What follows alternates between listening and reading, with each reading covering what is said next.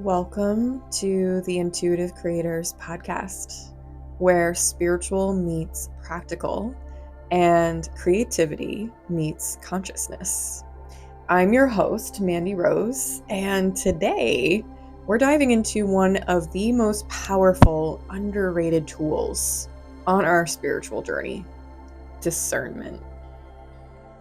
In a world overflowing with information, opinions, gurus, spiritual hacks, and viral trends, it's more important than ever to know how to filter through what truly aligns with your soul and what doesn't. Discernment is your inner compass, and without it, we can find ourselves giving our power away, following paths that aren't ours, and mistaking noise for wisdom. So if you've ever asked, how do I know what's real for me? Or how do I protect my energy without closing off my heart?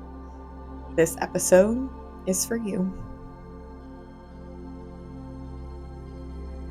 So what is discernment? That's a really great question. Discernment is the ability to recognize truth from illusion. I'll say it again because sometimes it's needed for us to hear these things multiple times. Discernment is the ability to recognize truth from illusion. It's the soul's clarity, not judgment, not fear, not skepticism, but a deep knowing. A felt sense that says, this resonates, or this doesn't feel right. It's rooted in awareness.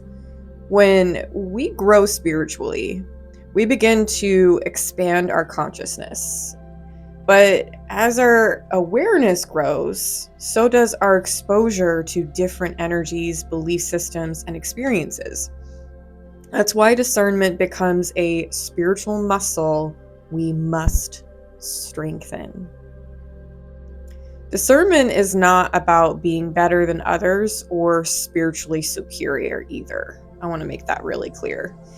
It's not about spiritual ego. It's about energetic integrity. It's about staying true to what aligns with your highest self. So why is discernment so vital in modern spirituality? Well, we live in a time where anyone can share spiritual content. And is there so much on Instagram alone? I mean, I see way too much of that through my feed, and sometimes I just need to walk away from it. And I would also argue that TikTok is another platform that has a ton of spiritual content on it. And while that's beautiful in many ways, it also means there's a lot of ungrounded, unintegrated, and sometimes even harmful guidance circulating as truth. I know that's going to sound very triggering. That is not a bad thing. Triggers are an opportunity for us to grow. So take a few deep breaths. Understand that there's something maybe that you need to look at, or maybe you don't need to look at. That's why we're talking about discernment. So let's talk about a few examples. First and foremost, spiritual bypassing. The idea that we should just love and light our way through trauma without doing the deeper healing work. This one in particular is very aggravating to me when I see this on the internet. No judgment whatsoever. Everybody's at a different point in their path, and I can't ever say that I've never spiritually bypassed. I absolutely have, at least a few times, if not quite a few times. But the point is not to go around the problem. It's you have to face your fears. You have to face the things that are ugly, that are disappointing, that, don't feel great. But within that discomfort, we become a bit more comfortable within growing, within moving through our healing work. This is why I'm a big advocate of shadow work. If you are not familiar, then please look it up. A coined name from Carl Jung, and I'm not entirely sure if that's how you pronounce his last name, but it's Jung. The man is deceased, but I deeply appreciate his work. The other thing is like cult-like communities. This one gets me too. It's just strange that prey on people, like their needs for belonging, and manipulate them with fear or guilt. Now, I'm not going to go too deep into the examples of this, but if you figure out and put 2 and 2 together, then you probably have figured out I'm talking about religion. So one thing I want to make very clear, and these are just my views, has nothing to do with nobody else on the planet, just mine. But I'm not a religious person. When I say that I'm spiritual, I am spiritual, meaning I don't follow any one particular road, and I respect and appreciate different belief systems. In fact, I study multiple of them so that I can arm myself with information and understand them better.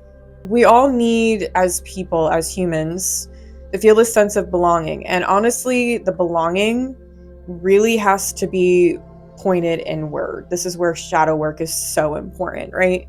So within this, it feels as if that kind of becomes way more external outside of us. And then we become more susceptible to manipulation. And that's where the fear and the guilt get triggered. So I'm not here to bash anybody. I'm not here to debate anything. This is me expressing my own opinions, my own belief systems, or just, what I perceive myself and what I've also experienced as an individual. But this is something I definitely see. Now, it's not always religion, right? It can be in other communities that are, disguised as something that's like a community, but it's really not, right? You don't need to have other people to feel like you belong. In fact, I'm a firm believer that we should have the courage to be disliked by others. And that's where true authenticity comes in, which is definitely for another episode. So another one is trendy practices that are taken out of context, stripped of sacred meaning, and used as a performance. Now, I can really talk for days about this one, which I will again save for another episode, which may be very triggering for some people, if not as many people as it needs to trigger. But as a yoga teacher, I see this a lot. I have people in my life, or on social media, I should say, that have requested me to teach goat yoga. And, as someone who is a Capricorn sun in tropical and Western astrology, goats are my cousins. They're my cousin homies, you know what I'm saying? But as much as I love them, I am not going to teach with them, right? So this one also goes along with spiritual bypassing for sure. So my point here is that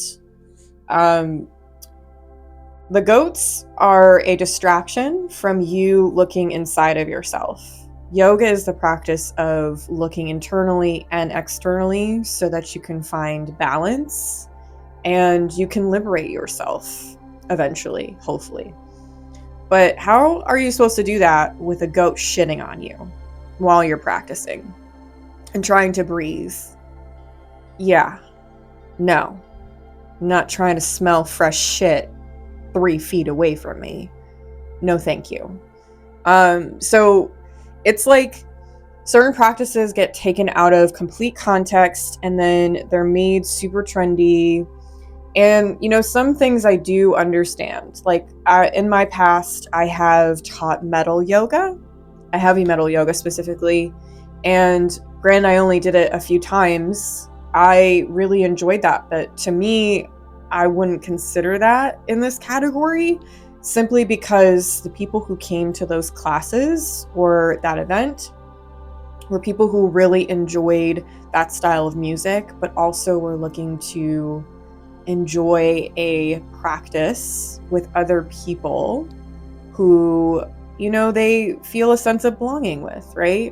Which is super important in my perspective. And these are generally people who otherwise would never set foot in a studio space, let alone a temple or, anything like that. So to me, that's something you have to understand the intention behind it and then what the context really truly is. And I could really talk again for days about this specific topic because I see a lot of yoga teachers who are literally just performing on a stage when they really aren't taking full responsibility for themselves and, their students. But I digress. That is my personal belief. And I would love to hear any of your perspectives. If it contradicts it, whatever, share.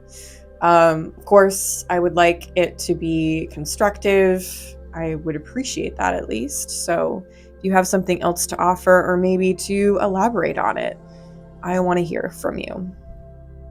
So discernment protects you from falling into these traps. It allows you to engage with new practices while staying grounded in your truth. It helps you say, this practice is beautiful, but it's not right for me right now. Or, this message is popular, but it doesn't sit well with my spirit. And honestly, that's okay. You are allowed to question. You are allowed to step away. You are allowed to say no. To me, this is, again, a muscle that you practice and you get better at it, and with time and with understanding. And this can be used for literally anything. I am somebody that I have to be very discerning, especially in relationships. When I meet somebody, I allow them to show me who they are, and I read the energy, but also I discern whether or not this person is really, part of my growth, if this person really understands who I am and doesn't judge me, or perhaps this person is really hurting and they need me.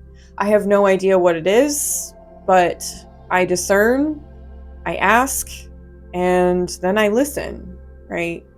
So part of discernment is that discernment and intuition, they need to sync up and work together.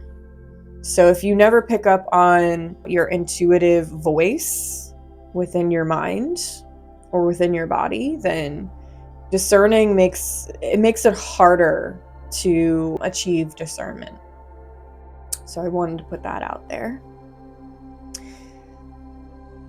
So with that said, how do you strengthen your discernment? That's a even more intriguing topic and question, right? So let's talk about how you can practically deepen this. So part of this is, one, slow down your consumption. Now I know that's probably going to sound like I'm telling you what to do. I am definitely not. But if you're scrolling and absorbing content too quickly, your nervous system doesn't have time to process what you're receiving. When you slow down, you can feel.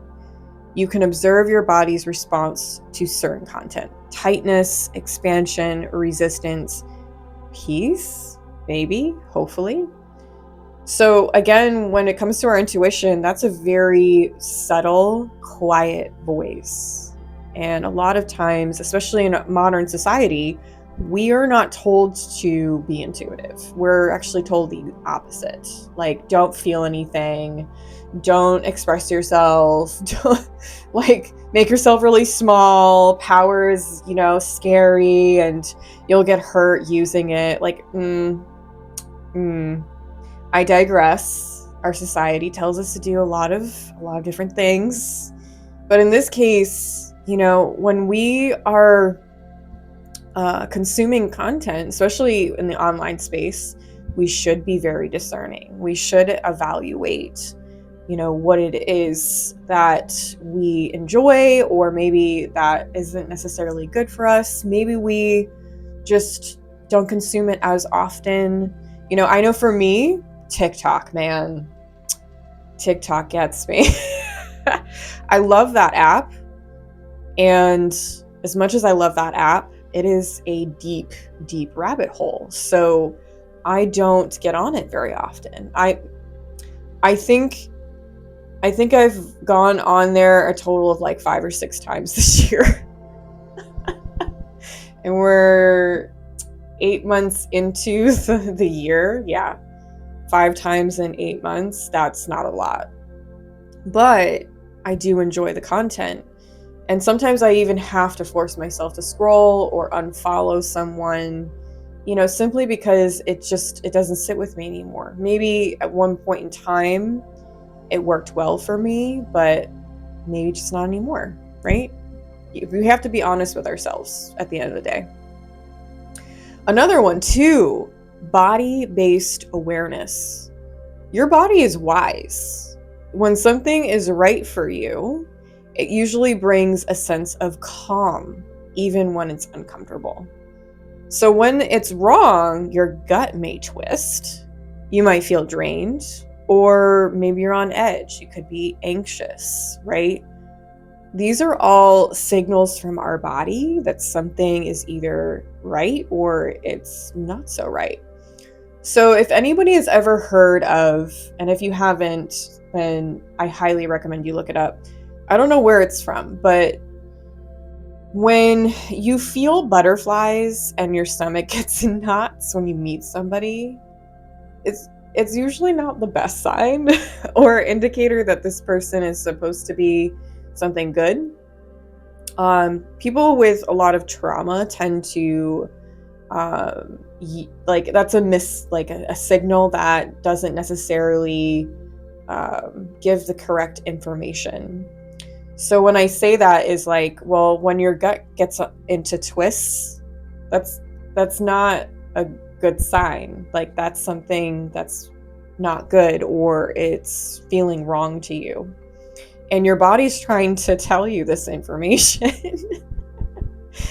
But if you're not listening, or you're not tuning into your intuition, then of course you're not gonna, notice or understand what the signal it means completely. So yeah, but of the exact opposite.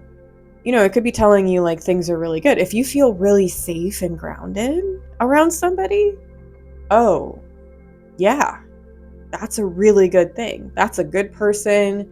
That person is meant to be in your circle, into your life, all of those things. Another one is to ask questions. I'm a huge fan of this one, to be honest with you. I firmly believe that we should all question everything. And not in the way of overthinking or over questioning. I know sometimes I can get into those spaces and I have to remind myself, just let things flow, Amanda. But yeah. So where is this message coming from? That's a good question, right? Is this rooted in fear or love? That's really good for social media. Or does this empower me or make me dependent on someone else's truth? That's a really, really good one. So sometimes when we hear opinions or perspectives, we tend to just take them on, especially if you're somebody that follows other people's leads, and there's no judgment there. We all serve a different purpose in life, right? There is a place for people who follow, right? Now, when I say that is like, okay, well, is this information make sense to me? Does it make me feel powerful about the subject? Or does it make me feel like I just need to listen to that and then believe it without searching for my own truth? Right? So the questions can be really helpful when you consume the content, when you meet the person, when you're in a situation, right? These are all helpful things that get you into a place of grounding. And then, of course, like I said, daily grounding practices. That's a good segue right there. So whether it's meditation, yoga, breath work, or time in nature, grounding yourself helps you hear your own voice amid the noise. Now, if you follow me on social media, then you know I spend a lot of time in nature. I swear I could live there, just sell all my belongings, just live in the woods and be with the trees, be with the mountains, be with the squirrels, and I don't even care, the bears, lizards, who knows. But these things can be really helpful in order to, clear out that noise and listen to your inner voice. Again, these practices help you look inside. That is the most important aspect of them. So the more grounded you are, the easier it is to separate your intuition from your anxiety, projections, or trauma responses. So if you haven't listened to the episode before this one about intuition versus anxiety, then I highly recommend it. It's a good one. And I seriously enjoyed recording it. So discernment in community. Who you surround yourself with impacts how you perceive the world. I'm going to say that one again because that's really, really important. Who you surround yourself with impacts how you perceive the world. So be in communities that encourage your sovereignty, not ones that require you to conform or follow blindly. Right? You have to figure out what your truth is. And that has nothing to do with anybody else but yourself. Okay, thanks.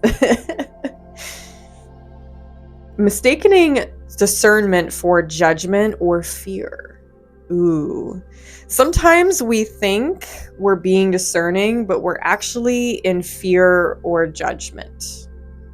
So an example of this would be, you see someone doing a practice that triggers you.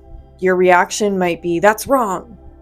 But pause and ask, am I discerning that it's not for me? Or am I judging it because I don't understand it or because it makes me uncomfortable? So I actually had this happen to me a couple of days ago. I was on Instagram, scrolling through the feed, and a reel came up of a woman, a very beautiful woman, who was doing pole dancing. Now, I do enjoy pole dancing myself. I've taken classes. I want to have a pole in my house one day. I'm really into practicing that or getting into those things. Now, I have nothing against it, and I think it's a beautiful art, in my opinion, of course. But this particular woman was doing some things that have made me feel a little triggered. And I didn't understand in the moment until I put my phone down and I asked myself, like, what about this content makes me feel the way that I feel? Like, that's very strange to me. So I figured it out. And then I went back to it, watched it again, and I reframed it in my mind to be more of a positive understanding of this person's expression of themselves. So that way I wasn't necessarily in fear or judging her, but I was lovingly finding compassion for something that I don't necessarily understand as deeply as I would like to. So that's a bit of an example. Discernment can feel neutral, empowered, clear. Fear and judgment feels reactive, defensive, and rigid. So a helpful question: if I were in full trust of myself and spirit, or whoever you believe in, how would I view this? Discernment doesn't need to prove itself. It simply knows. The link between discernment and personal power. Every time you choose what aligns with you over what the world says you should believe, you reclaim your power. Discernment isn't just about protection. It's about direction. It helps you walk the path meant for you, not someone else's version of awakening. You are not here to follow trends. You are not here to be liked by everyone. You are here to embody truth. The more you trust yourself, the less validation you seek. The less confused you feel, the more grounded you become. So as you continue to walk your spiritual path, let discernment be your anchor. Let it be your friend. Let it be the pause between yes or no.